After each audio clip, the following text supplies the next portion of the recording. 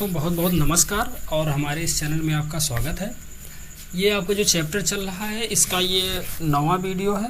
पिछला मैंने 8 वीडियो इस पर डाल दिया है, आपके इसी चैनल पर डाल दिया है। आप जाकर के प्लेलिस्ट में भी देख सकते हैं या फिर यहाँ पर जो कॉर्नर में आपका आई का बटन दिख रहा होगा तो यहाँ से भी आप क्लिक करके इस पर इसको सारे के सारे वीडियो आप देख सकते हैं। इसके अलावा भी और भी कई चैप्टर के हमने इसी चैनल पर जो है वीडियो डाल रखा है, तो आप वहाँ से भी जा कर के देख सकते हैं। तो चलिए ये आपका पार्ट 9 हम शुरू कर रहे हैं। प्रश्नावली आपका 3.5 चल रहा है, जिसमें 2 क्वेश्चन हमने सॉल्व करवा दिया है। तीसरा क्वेश्चन आपके होमवर्क के लिए हमने छोड़ रखा है, काफ़ी इजी क्वेश्चन है। मैं क्वेश्चन नंबर 4 से आपको सॉल्व इसी वीडियो में कराऊँगा और उम्मीद है कि इसी आपका वीडियो में ये आपका चैप्टर समाप्त हो जाए, क्योंकि हाफ तो मैंने लगभग करा ही दिया था। तो चलिए बगैर टाइम वेस्ट करते हुए क्वेश्चन नंबर 4 को हम डील करते हैं, उसके बाद हम आगे बढ़ते चलेंगे। देखिए, तो हमने 2 क्वेश्चन इसमें लिख रखे हैं। पहला क्वेश्चन जो आपका है इसका मैं थोड़ा सा रेफरेंस आपको बता दूं। इसके पहले हमने जब 3.4 पढ़ा था तो उसमें दूसरे का जो 5वां क्वेश्चन था वो सेम उसी सेंस का है जिस सेंस का ये है, या फिर ऐसे कह सकते हैं कि यह जो सवाल है ये समझिए कि उसी क्वेश्चन का क्या है, ये रिपीटेशन हुआ है, बस थोड़ा सा लैंग्वेज इसमें चेंज कर दिया है। ठीक है, अब देखिएगा, इसमें कह रहा है कि एक छात्रावास के मासिक व्यय का एक भाग नियत है। उसमें क्या था? पुस्तकालय था। पुस्तकालय का जो चार्ज था, कुछ दिन का चार्ज क्या था, 3 दिन का चार्ज क्या था, फिक्स था। आप उसको देखेंगे तो आपको समझ में आएगा। तो जो छात्रावास है इस पर हम फोकस करते हैं। जो छात्रावास है उसका मासिक व्यय यानी हॉस्टल है, इसका मासिक व्यय का एक भाग नियत है, यानी जो कुछ चार्ज है उसको आपको देना ही देना है, कंफर्म है। तथा शेष इस पर निर्भर करता है कि छात्र ने कितने दिन भोजन किया है। इसका मतलब कुछ ऐसा चार्ज है जो क्या है, फिक्स है। कुछ ऐसा चार्ज है जो कि फिक्स है और बाकी जो चार्ज आपको देने हैं वह उसके क्या है, भोजन करने पर निर्भर है कि कितना दिन भोजन करता है। अच्छा, अब इसमें क्या होता है कि अब पर्टिकुलर एक विद्यार्थी है जो ए है, वो 20 दिन तक भोजन करता है और उसे छात्रावास के व्यय के रूप में, यानी जो हॉस्टल का पूरा जो खर्चा है, जो फीस होती है, उसको 1000 रुपये देना पड़ता है। और एक दूसरा विद्यार्थी बी है, इसको 26 दिन भोजन करता है। ये कितने दिन करता है? 26 दिन भोजन करता है और इसे 1180 रुपये देने पड़ते हैं। बात समझ में आ गई? पहला चीज़ तो यह है, कुछ इसका एक भाग क्या है, नियत है। वो कितना है अभी मैं बताता हूँ। ठीक है, एक भाग नियत है। ए वाला जो है वो 20 दिन जब वो खाना खाया है, ठीक है, तो उसे 1000 रुपये देने पड़े हैं। बी वाला 26 दिन खाना खाया है तो उसे 1180 रुपये देने पड़े हैं। आपको नियत व्यय और प्रतिदिन के भोजन का मूल्य बताना है। देख रहे हैं, नियत व्यय यानी फिक्स चार्ज कितना है और प्रतिदिन के भोजन का मूल्य यानी हर एक दिन कितना खाने पर खर्च होता है, ये आपको निकालना है। चलिए, अब इसमें बहुत ही आसान क्वेश्चन है। अगर जो आपने पिछले चैप्टर का जो आपने पढ़ा होगा दूसरे का 5वां क्वेश्चन, तो आपके लिए काफ़ी समझना इजी हो जाएगा। ठीक है, और बाकी अगर नहीं पढ़ा है तो आई बटन कॉर्नर में दिया गया है, वहाँ से आप क्लिक करके पढ़ सकते हैं। ठीक है, तो हम क्या मान लेते हैं कि माना नियत चार्ज कितना है भाई, एक्स मान लिया हमने, यानी एक्स हमारा नियत चार्ज हो गया, तथा प्रतिदिन का भोजन का खर्च, प्रतिदिन का भोजन का खर्च ये कितना हमने मान लिया, वाई। इतना समझ आ गया? यानी हर रोज जो भोजन का खर्चा होता है, भोजन पर जो खर्च होता है वो कितना है, वाई। इसलिए समीकरण बना लो। जो ए है वो कितना दिन काम किया है, कितना दिन खाना खाया है, 20 दिन। तो इसका मतलब ए को भी x रुपये जो फिक्स चार्ज है वो तो देने ही पड़ेंगे, प्लस खाने का पैसा देना पड़ेगा। और एक दिन का खाने पर खर्च कितना आ रहा है, y। तो कितना दिन भोजन किया, 20 दिन, तो ये हो जाएगा 20y। ये नियत चार्ज हो गया, ये खाने का खर्चा हो गया, और टोटल मिला करके कितना उसको भाड़ा देना पड़ा है, 1000 रुपये। यानी जो हॉस्टल की फ़ीस है कितना देना पड़ा, 1000 रुपये। ये हो गया क्वेश्चन नंबर 1। मुझे लगता है काफ़ी अच्छी तरीके से आपको समझ में आ गया होगा। जो बी विद्यार्थी है वो कितना दिन, 26 दिन भोजन किया है। इसका मतलब फिक्स चार्ज तो उसको देना ही देना है, ठीक है, और प्लस 26 दिन, यानी एक दिन का खर्च कितना है y, और ये 26 दिन भोजन किया है, और इसको कितना देना पड़ा है 1180। अब ये हो गया काफ़ी आसान, इसी को सॉल्व कर लेंगे और फटाक से आंसर आपका निकल जाएगा, ठीक है। चलिए अब देखते हैं, इसमें कई मेथड है, आप किसी भी मेथड से लगा सकते हैं, मैं इसको विलोपन विधि से लगाता हूँ। अब इसमें देखिएगा, ये गुणांक आपका क्या है, बराबर है। जब गुणांक बराबर है, सेम साइन है, तो इसका मतलब क्या कहते हैं, घटा देंगे, यानी समीकरण 1 में से समीकरण 2 घटाने पर। तो फिर से मैं लिख देता हूँ, ये x + 20y = 1000, और यहाँ पर क्या है x + 26y = 1180। क्या कर दो, इस समीकरण में से ये वाला घटाते हैं, माइनस कर दिया, माइनस कर दिया, माइनस, ये आपका क्या कट जाएगा, 20 - 26 कितना हो जाएगा, -6y, और ये माइनस प्लस का माइनस घट जाएगा, 1180 में से 1000 जाएगा, कितना हो जाएगा -180, ये आपका कट जाएगा। y बराबर हो जाएगा 180/6, और ये हो जाएगा 30, यानी y का वैल्यू कितना आ गया 30, यानी एक दिन का भोजन पर जो खर्च होता है वो कितना हो गया 30। अब यही वैल्यू फर्स्ट या सेकंड में रख दो, यानी y का मान समीकरण 1 में रखने पर किसी में भी रख दो, फिलहाल 1 में हमने रिकमेंड किया है। 20y = कितना है 1000, y का वैल्यू कितना है 30, तो x + 20 × 30 = है 1000, ये हो जाएगा x प्लस ये हो जाएगा आपका 600 = 1000, x हो जाएगा 1000 - 600 कितना हो जाएगा 400। इसका मतलब ये हो जाएगा कि फिक्स चार्ज कितना है 400 रुपये, यानी फिक्स चार्ज के रूप में 400 रुपये देने ही देने हैं, प्लस एक दिन का खर्चा कितना है 30 रुपये, किस पर, भोजन पर। अब इसको आंसर देखने की जरूरत नहीं है, इसको वेरीफाई कर लो। ए के पास जाते हैं, जरा देखो ए ने कितना दिया है 1000 रुपये। अब 1000 रुपये कैसे होगा देखिएगा, 400 रुपये तो उसे देने ही देने हैं, 400 रुपये उसे देने ही देने हैं। अच्छा, कितना दिन भोजन किया हुआ है 20 दिन, और एक दिन का भोजन का खर्च कितना है 30 रुपये। 30 रुपये अगर जो एक दिन का भोजन खर्च आ रहा है, तो 20 दिन का कितना होगा 600 रुपये हो गया, और प्लस 400 रुपये 1000 हो गया। इसको टैली करना चाहो तो इसको भी कर सकते हो, 400 रुपये तो इसको देने ही देने हैं।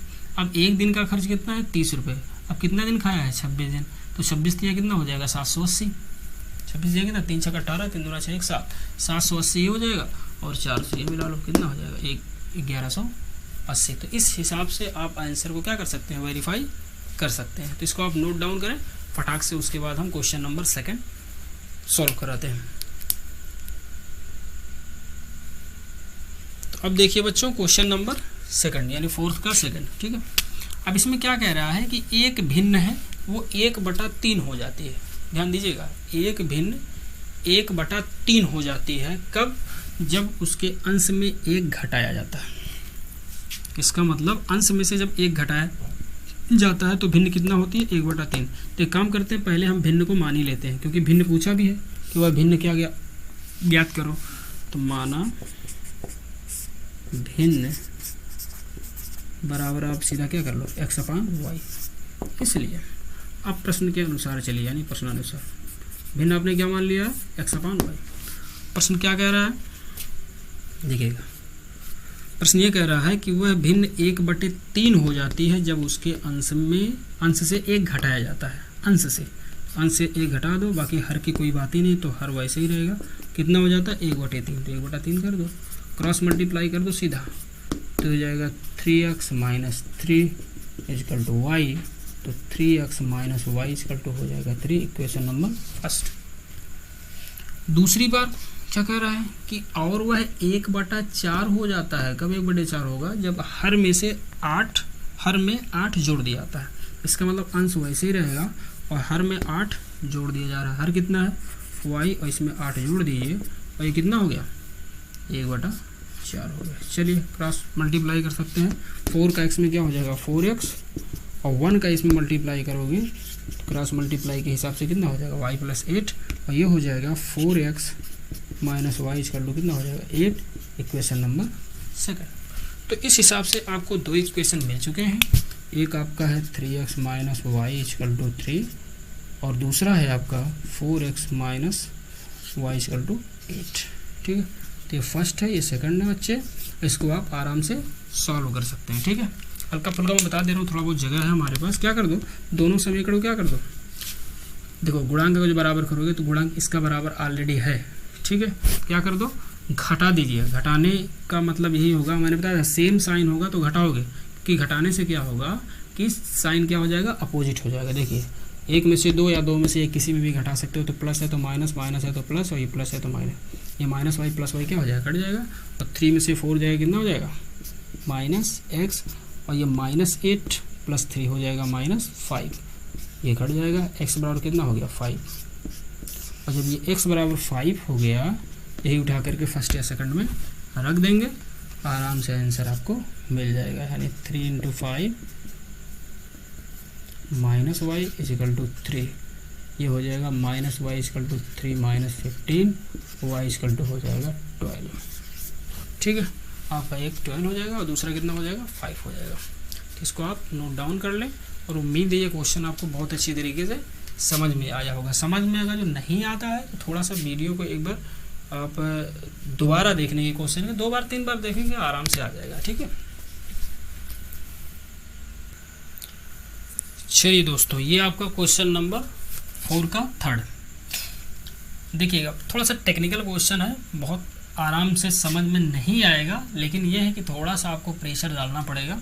कोशिश मैं करूँगा कि आपको पूरी 100% आ जाए, और आएगा भी। देखिएगा कैसे कह रहा है, यस ने क्वेश्चन को बहुत बारीकी से पढ़ना है। ये पूरा जो चैप्टर आपने लगाया है, जो लगा रहे हैं, इसमें सबसे बड़ी खासियत ये बात होती है कि क्वेश्चन का आंसर इतना बड़ा हो जाता है, लेकिन क्वेश्चन की साइज़ बड़ी लंबी होती है। ठीक है, और साइज़ लंबी इसलिए होती है क्योंकि ये मैटर दिया होता है, उस मैटर को पढ़ करके हमें इक्वेशन को बनाना पड़ता है, और इक्वेशन को बनाने के बाद सॉल्व करना पड़ता है। तो कहीं ना कहीं 3 प्रकार का काम होता है। एक, अच्छी तरीके से इसको पढ़ना बार बार, जब तक ये समझ में नहीं आएगा तब तक इक्वेशन नहीं बनेगा, जब तक इक्वेशन नहीं बनेगा तब तक सॉल्यूशन नहीं निकलेगा। तो इसीलिए क्वेश्चन को पढ़ना बहुत ज़रूरी है बढ़िया तरीके से।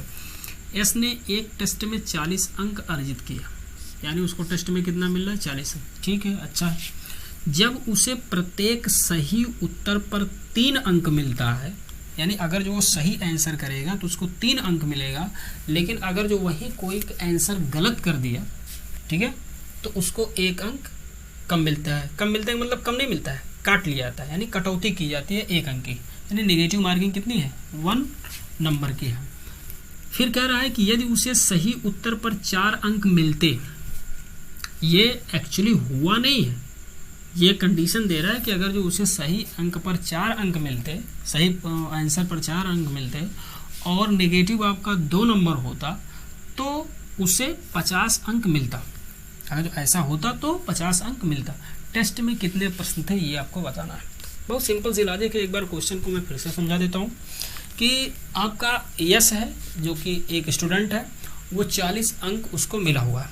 40 अंक इस बेसिस पर मिला हुआ है कि जब वो सही आंसर करता है तो उसको 3 अंक मिलता है, और जब गलत आंसर करता है तो उसका 1 नंबर काट लिया जाता है। फिर कह रहा है कि यदि उसे सही क्वेश्चन है, सही आंसर पर अगर उसे 4 अंक दिया जाए और गलत क्वेश्चन के लिए अगर जो 2 अंक काट लिया जाए तो भी उसे 50 अंक मिलेंगे। इस कंडीशन में नंबर ऑफ टोटल क्वेश्चन कितने, देखिएगा मैं आपको समझाता हूँ। यानी हर हालत में आंसर, यानी हर हालत में उसे अंक मिला ही मिला है, माइनस में नहीं गया है ना, यहाँ पर भी माइनस में नहीं गया है, और जो कंडीशन हमारा ये दे रहा है उस पर भी माइनस नहीं गया है। इसका मतलब क्या हुआ कि सही जो नंबर है उसका वेटेज क्या है, ज़्यादा है। अब ज़रा देखिएगा थोड़ा सा, यहाँ पर हमने लिख दिया माना सही प्रश्नों की संख्या कितनी है, x, तथा गलत प्रश्नों की संख्या कितनी है, y। सही प्रश्नों की संख्या x है और गलत प्रश्नों की संख्या y है। नंबर हमें मिला है, इसका मतलब यह हुआ कि सही जो प्रश्नों की संख्या है, ठीक है, वो पहले हम लिखेंगे और उसमें से गलत वालों की संख्या क्या करेंगे, घटाएंगे। तो x हमने यहाँ पर पहले लिख लिया और y यहाँ पर बाद में लिख दिया और यहाँ पर माइनस कर दिया। ध्यान दीजिएगा अभी मैं क्या करने वाला हूँ, देखिएगा।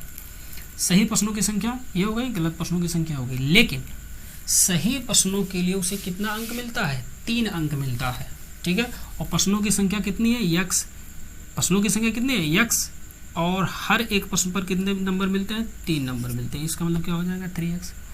और गलत के लिए कितना नंबर काट लिया जाता है, 1 नंबर, तो यहाँ पर क्या हो जाएगा 1x, और 1x आप 1y हो जाएगा, तो 1 आप लिखिए ना लिखिए कोई फर्क नहीं पड़ता है। और इस कंडीशन में उसे कितना नंबर मिला, 40। ये हो गया क्वेश्चन नंबर फर्स्ट। दूसरा कंडीशन कह रहा है कि यदि उसे सही आंसर पर 4 अंक मिलता, इसका मतलब सही अगर जो आंसर किया रहा है तो उसको अगर 4 अंक मिलते और गलत वाले पर कितना 2 अंक काट लिया जाता। नंबर ऑफ क्वेश्चन गलत कितने हैं, y है, और हर एक क्वेश्चन पर 2 नंबर तय है, कटना तय है, ठीक है।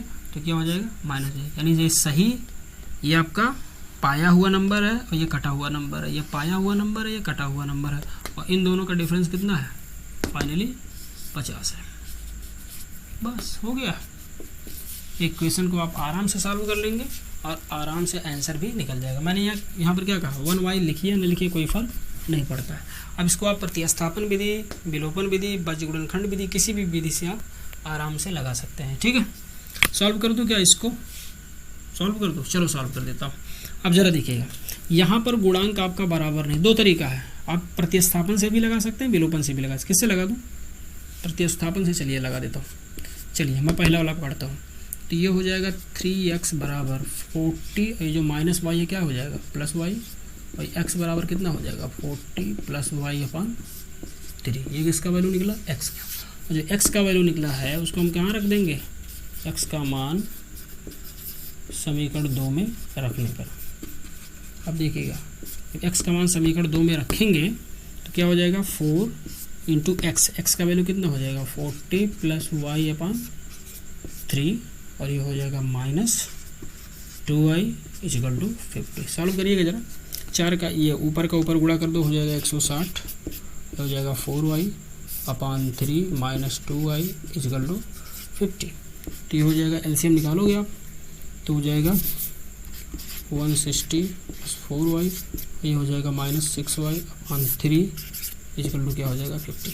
क्रॉस मल्टीप्लाई हो जाएगा तो हो जाएगा 150 आपका, यानी 150, और यहाँ पर 160, और ये क्या है प्लस 4y माइनस 6y, तो हो जाएगा माइनस 2y। तो माइनस 2y बराबर 150 माइनस 160, तो हो जाएगा माइनस 10, हो जाएगा माइनस 2y, ये कट जाएगा।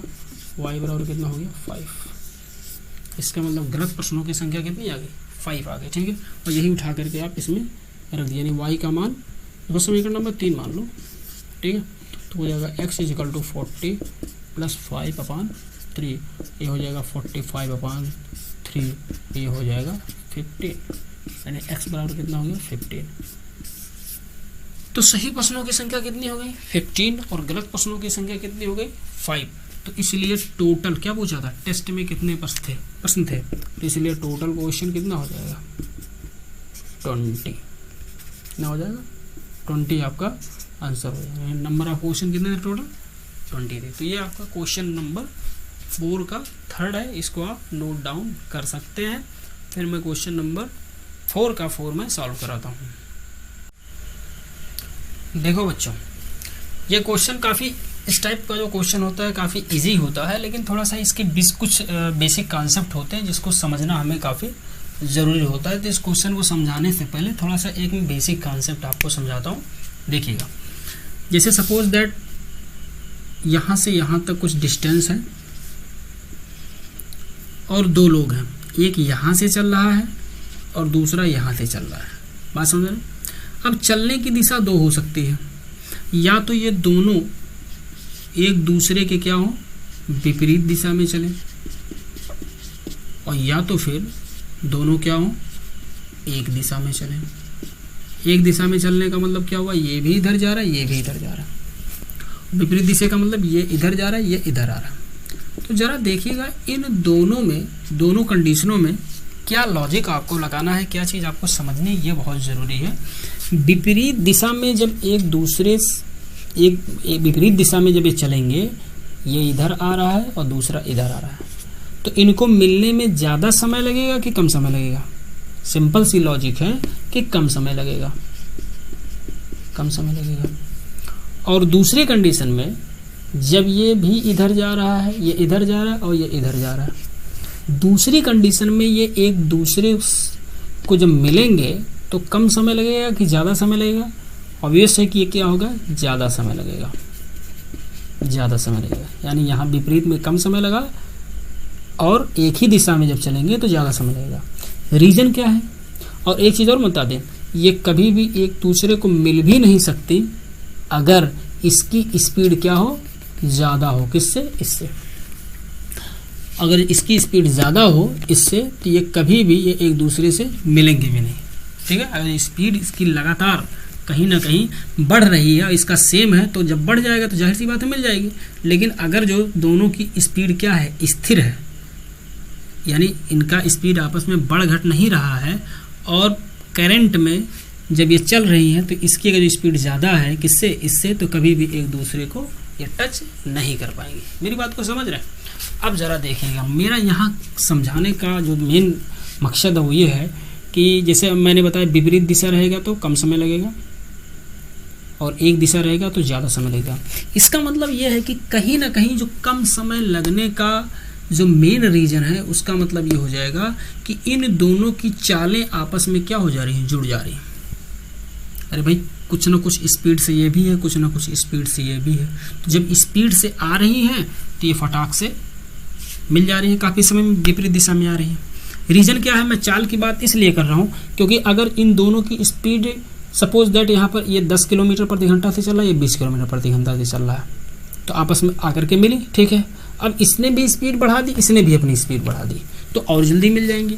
तो इसका मतलब ये हुआ कि स्पीड जो आपकी है ये क्या है, काफ़ी इम्पॉर्टेंट है इन दोनों के बीच में समय ज़्यादा या कम लगाने के लिए। तो जब विपरीत दिशा में है, विपरीत दिशा में, तो इसका मतलब समय क्या होगा, जुड़ जाएगा। समय क्या हो जाएगा, जुड़ जाएगा। तो जब समय जुड़ जाएगा तो क्या हो जाएगा, x प्लस वाई, यानी विपरीत दिशा में अगर जो रहेगा तो समय आपस में क्या हो जाएगा, जुड़ जाएगा। ठीक है, अब देखिएगा यहाँ पर थोड़ा सा मैं कंफर्म कर लूँ, विपरीत दिशा में रहेगा तो समय आपका, देखिए विपरीत दिशा में रहेगा तो ये चाल आपका क्या हो जाएगा, जुड़ जाएगा। थोड़ा सा समय में बोल दिया था, चाल आपका क्या हो जाएगा, जुड़ जाएगा। ठीक है, और जब एक दिशा में रहेगा, जब एक दिशा में रहेगा तो चाल आपस में क्या होंगी, घटेंगी। और घटेंगी कौन, कैसे घटेंगी, जिसकी चाल ज़्यादा होगी उसमें से हम कम वाले चाल को क्या करेंगे, घटा देंगे। ये बेसिक इसका इंफॉर्मेशन हमें देना था आपको, क्योंकि इसी का यहाँ पर हम क्या करेंगे, यूज करेंगे।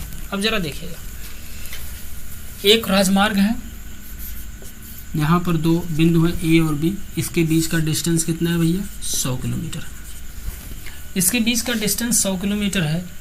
अब ए बिंदु पर एक कार है और बी बिंदु पर एक दूसरी कार है। इन दोनों की स्पीड कितनी है ये नहीं पता है, तो माना स्पीड इसकी हमने मान लिया x और इसकी हमने मान लिया y, यानी x किलोमीटर प्रति घंटा और y किलोमीटर प्रति घंटा।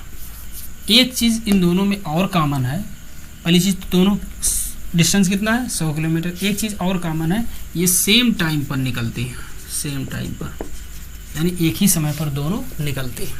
अब जब निकलेंगी तो कहाँ निकलेंगी, कैसे निकलेंगी, ये क्वेश्चन में आपको बताया गया है कि यदि ये कारें भिन्न भिन्न चालों, तो भिन्न भिन्न चाल तो हमने मान लिया है, एक दिशा में चलें तो 5 घंटे पश्चात मिलती है।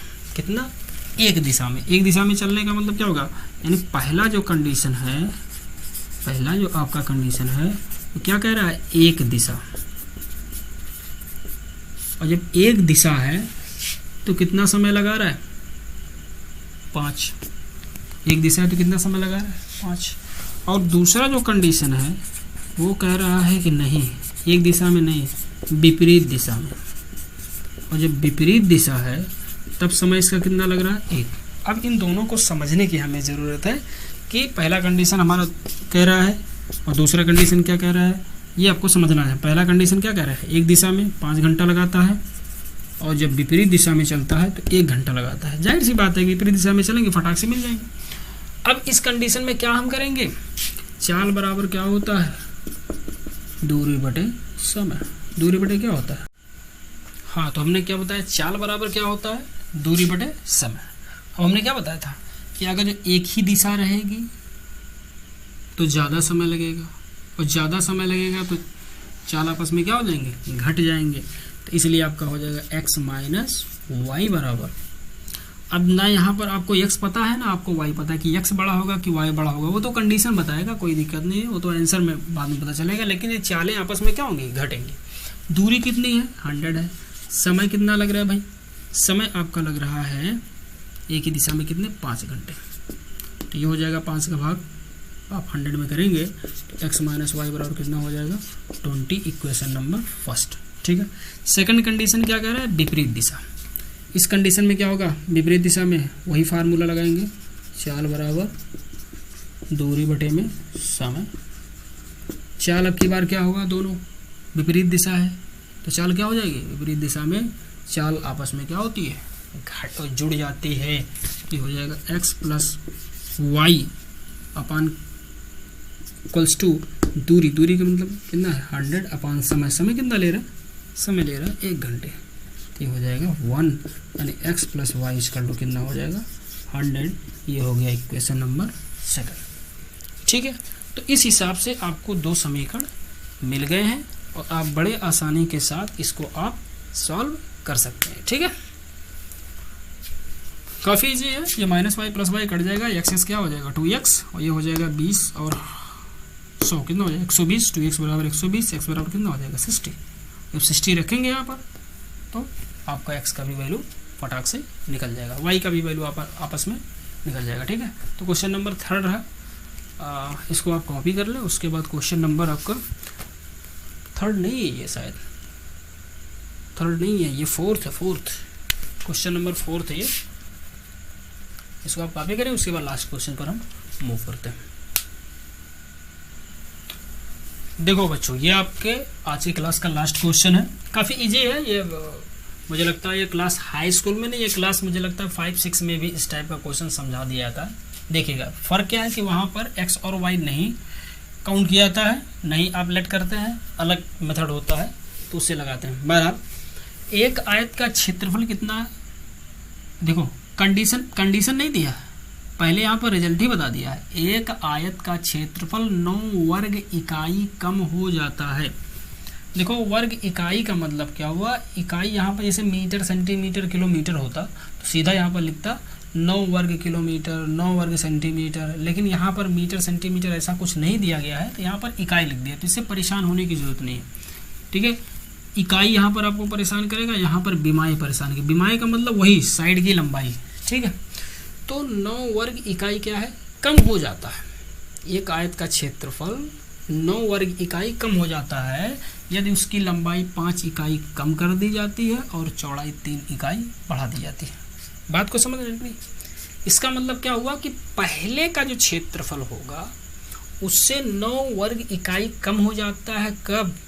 जब उसकी लंबाई हम 5 कम कर देंगे और चौड़ाई 3 बढ़ा देंगे। इसका मतलब पहले कुछ ना कुछ इसका क्षेत्रफल रहा होगा, तो और पहले के बारे में बताया नहीं है। ठीक है, आयत की बिमाई भी पूछा है, बिमाई का मतलब लंबाई और चौड़ाई पूछा है, तो इसका मतलब हमें सबसे पहले तो लेट ही करना है। देखिएगा लेट करने के बाद सारी चीज़ें अपने आप क्लियर हो जाएगी। हल माना लंबाई, यानी ऐसे लिख लो स्पष्ट रूप से, माना आयत की लंबाई x इकाई लिख सकते हो क्योंकि इकाई यहाँ पर दिया हुआ है। मीटर सेंटीमीटर होता तो हम भी मीटर सेंटीमीटर लगाते। लंबाई बराबर कितना x और चौड़ाई बराबर हो जाएगा y इकाई। अच्छा, ये आपका मान लिया हमने। तो अगर जो लंबाई और चौड़ाई दिया है इसलिए क्षेत्रफल बराबर कितना हो जाएगा भाई, पहले निकाल लो। क्षेत्रफल बराबर क्या हो जाएगा, लंबाई गुणे चौड़ाई, यानी x y और इकाई क्या हो जाएगा, वर्ग इकाई। इसका मतलब क्या हुआ, ये पहले का क्षेत्रफल हमने निकाल दिया। अब क्या कह रहा है कि अगर आयत का क्षेत्र क्या कह रहा है कि अगर उसकी लंबाई 5 इकाई कम कर दी जाए और चौड़ाई 3 इकाई बढ़ा दी जाए तो जो आयत का क्षेत्रफल है यह 9 वर्ग इकाई कम हो जाता है। इसलिए प्रश्नानुसार जैसा प्रश्न कह रहा है वैसा कह रहा हूँ। क्या कह रहा है, लंबाई 5 इकाई कम। लंबाई कितना आपने माना भाई x, कि x में से 5 आप घटा दीजिए। ये मैं नहीं कह रहा हूँ, क्वेश्चन कह रहा है। और कह रहा है चौड़ाई 3 इकाई बढ़ा दिया है। चौड़ाई कितना आपने माना है, y में 3 आप बढ़ा दीजिए। और इस कंडीशन में जो ये क्षेत्रफल हुआ, ये क्या हो गया, लंबाई इंटू चौड़ाई। अरे भाई बीच में गुणे का निशान लगाइए ना लगाइए, तो गुणे का निशान अपने आप लग जाएगा। तो ये जो क्षेत्रफल है ये क्या हो जाता है, ये 9 वर्ग इकाई कम हो जाता है। अब ये नहीं दिया है कि पहले का जो क्षेत्रफल था उससे कम हो जाता है, ऐसा क्लियर नहीं दिया है, लेकिन कहना ये यही चाह रहा है कि इसका क्षेत्रफल जो है ये 9 वर्ग इकाई कम हो जाता है। इसका मतलब पहले का कितना क्षेत्रफल था, xy था, और अब कितना बचेगा, 9 और कम हो जाता है। इसका मतलब जो बचेगा उसमें से हम क्या होगा, यही तो बचेगा। पहले कितना था, xy था, अब कितना हो जाएगा, जो पहले था उसमें से 9 घटा दे रहा है, यानी घट जा रहा है। चलिए अब निकालिए, इन दोनों क्या करना है, गुणा करना है। x का y में गुणा करेंगे, xy। अभी कुछ कंडीशन बाकी है जो कि अभी आगे मिलेगा, पहले इसको आप सॉल्व करके इक्वेशन बना लीजिए। x का y में गुणा करेंगे, xy, x का फिर 3 में, क्योंकि इस दोनों ब्रैकेट का आपस में गुणा होगा ना, प्लस प्लस का प्लस, x का y में xy, फिर प्लस प्लस का प्लस, x का 3 में 3x, फिर माइनस प्लस का माइनस, 5 का y में 5y, फिर माइनस प्लस का माइनस, 5 3 या 15। और इधर क्या है, xy, तो स्पष्ट में लिख दूँ xy, और ये क्या है माइनस 9। ध्यान दीजिएगा, यहाँ जो आपका xy है वो पॉजिटिव है, यहाँ भी xy क्या है, पॉजिटिव है। ये पूरा xy कट जाएगा, क्या बचा आपका 3x माइनस 5y, और ये जो माइनस 9 है ना, ये माइनस 15 अब ट्रांसफ़र कर दो तो क्या हो जाएगा, प्लस 15। ये हो जाएगा 3x minus 5y equal to, ये हो जाएगा 6। ये हो गया इक्वेशन नंबर फर्स्ट। बात समझ में आ गई। अब हम आएंगे पुनः प्रश्नानुसार। दोबारा क्या प्रश्न कह रहा है, दोबारा क्वेश्चन में ये कह रहा है कि यदि हम लंबाई को 3 इकाई और चौड़ाई को 2 इकाई बढ़ा दें, यानी लंबाई को भी बढ़ा दें चौड़ाई को बढ़ा दें। लंबाई को कितना बढ़ाने को बोल रहा है, 3 इकाई, और चौड़ाई को कितना बढ़ाने को बोल रहा है, 2 इकाई। तब जो क्षेत्रफल तैयार होता है वो 67 वर्ग इकाई बढ़ जाता है, यानी पहले जितना शुरुआत में था उससे 67 वर्ग इकाई बढ़ जाता है। यानी पहले का क्षेत्रफल कितना था, xy था, और अब क्या हो जाएगा, xy प्लस 67। वही काम करेंगे, गुणा करेंगे, x का y में xy, x का 2 में 2x, 3 का y में करेंगे 3y, 3 2 या 6। ये हो जाएगा xy प्लस 67। ये आपका क्या हो जाएगा, कट जाएगा, हो जाएगा 2x प्लस 3y, यहाँ पर क्या हो जाएगा 67 माइनस 6, तो 2x plus 3y equal to, ये हो जाएगा 61। ये हो गया इक्वेशन नंबर सेकंड। तो अब हमें उम्मीद है कि ये फर्स्ट और सेकंड ये दोनों समीकरण आप सॉल्व कर लेंगे और बड़े आराम के साथ इसका क्या हो जाएगा, आंसर निकल जाएगा। हम आपसे कहेंगे कि इसको विलोपन के बजाय प्रतिस्थापन से निकालो तो ज़्यादा बेटर रहेगा, ठीक है। प्रतिस्थापन में क्या करना पड़ेगा, ये आपको गुणांक बराबर नहीं करने पड़ेंगे और आराम से ये चीज़ें निकल जाएंगी। तो आप इसको कर लीजिएगा और इसका आंसर हमें कमेंट में ज़रूर लिख करके दीजिएगा। मुझे बड़ा बेसब्री से इसका इंतज़ार रहेगा, ठीक है। तो इसको आप नोट डाउन कर लें।